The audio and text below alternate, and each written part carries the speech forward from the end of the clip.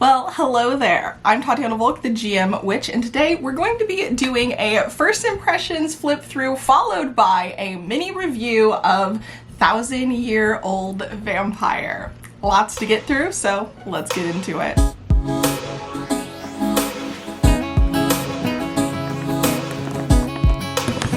Ooh, another awesome, amazing book. This one is hardcover and just gorgeous. So this is the 1,000-Year-Old Vampire, and if you buy it from the shop, you can get a signed version. So that's awesome.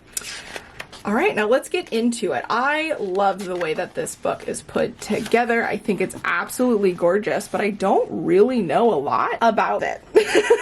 Aside from it being beautiful, and the person who kind of pitched it to me mentioned that it talks about the idea of losing memory as time goes on. The 1,000-Year-Old Vampire is a lonely solo role-playing game in which you chronicle the unlife of a vampire over the many centuries. Game mechanics are simple and intuitive. Play progresses semi-randomly throughout the prompt section of this book. Okay, that is good to know. So what is needed to play? So you'll need a 10-sided dice, 6-sided dice. If you lack dice, there's other things you can do. You will also need a way to record the story, so a paper and pencil is fine. This is another book that, since there is a solo play option, I will probably try doing that and might chronicle it here on the channel. So if you're interested in that, let me know. Memories and experiences. We've got a lot of like interesting art included. Your vampire is allowed 5 memories. Memories are made up of experiences. Memories contain up to 3 experiences. There is one way to preserve memories when you run out of space. Instead of losing an existing memory, you can move it into a diary. All right, that's interesting. So example experiences. This graphic design here is so interesting. Just look at that.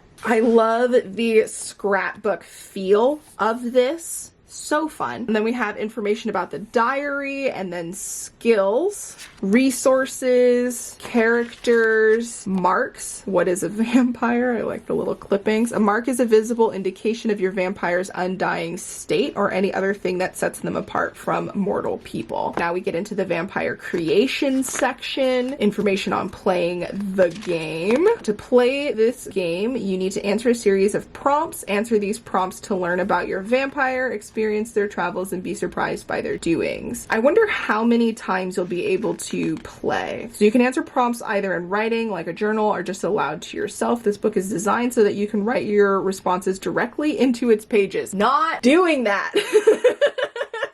I am not someone who likes writing in nice books, and this is just so nice. I can't do it. The end games: if you're unable to check or lose a skill or resource when required to do so, or if a prompt tells you the game ends. 2 styles of playing: quick game or a journaling game. In the quick game, answer the prompts entirely in the memory area of your character's record. In the journaling game, you keep a diary. Answer the prompts in writing, dedicating a short paragraph or so to each question. See, I definitely would go in that way. Do whatever feels natural. Overthinking is unhelpful. Be uncomfortable. And prompts are opportunities to learn about the history and the real world. There's a little section about the passage of time and the prompts. Let's flip through some of the prompts here. So we have a bunch of different prompts. And look, there is space for you to write in directly in the books for the prompts. That means, you know, obviously these take up more pages, but if that's the way you'd like to approach this game, you can. Let's see what's here in the back. So we have Appendix 1. I'm not going to look too into these because I don't want to spoil anything, but we have some alternate prompts here. Additional prompts by another creator. So we have some more prompts that you can get into. Alternate starting prompts. Okay, so this allows you to play the game longer and have more to it. And alternate ending prompts.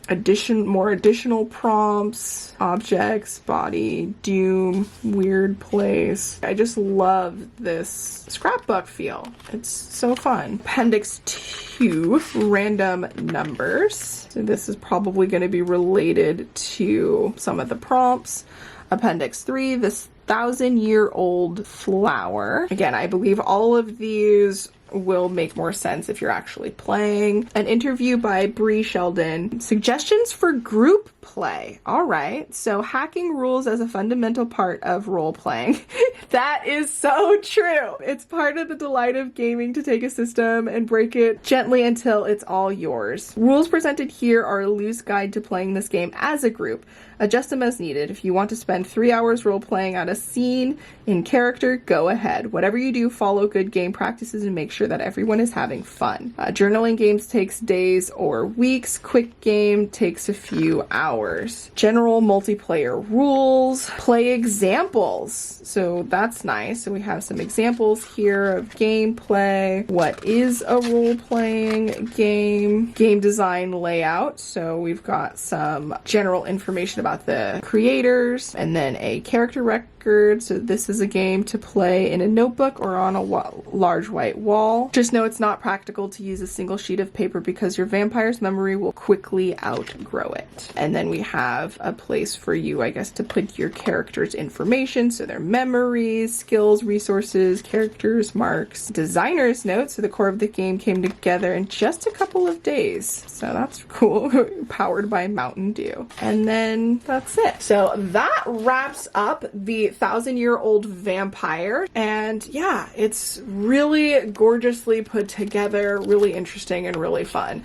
I don't love the graphic design setup of the actual prompt pages, but everything else I absolutely adore.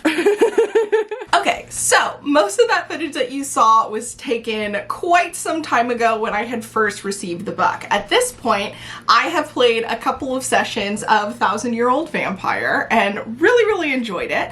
I will have a solo actual playthrough mini-series of that available on the channel shortly, so stay tuned if you're interested in seeing that. I haven't finished a game yet at this point, but I have played through several of the prompts and I really enjoy it. I like the mechanic. I like that there are so many prompts to go through. Each page has multiple versions, so if you land on the same page more than once, there's a different variation that you hit. There's different end game rules and just different options for you to go through, and I personally have been having a fun time playing this journaling solo RPG. I have run into a couple of instances where the prompt that I got and the situation I found myself in didn't fully fit as obviously as I may have liked, but I found a way around it and or rolled back a couple of things to make things make a little bit more sense. I definitely wouldn't say I'm an expert in the gameplay, as like I said, I'm only a couple sessions in, but I can say it is fun, and if you're interested in journaling solo RPGs, I would highly recommend this. If you want to see more of my thoughts once I complete the series, again, stay tuned. I will probably do a wrap up at the end of the series. And if you have any questions, let me know in the comment section down below so that I can answer them in the future videos.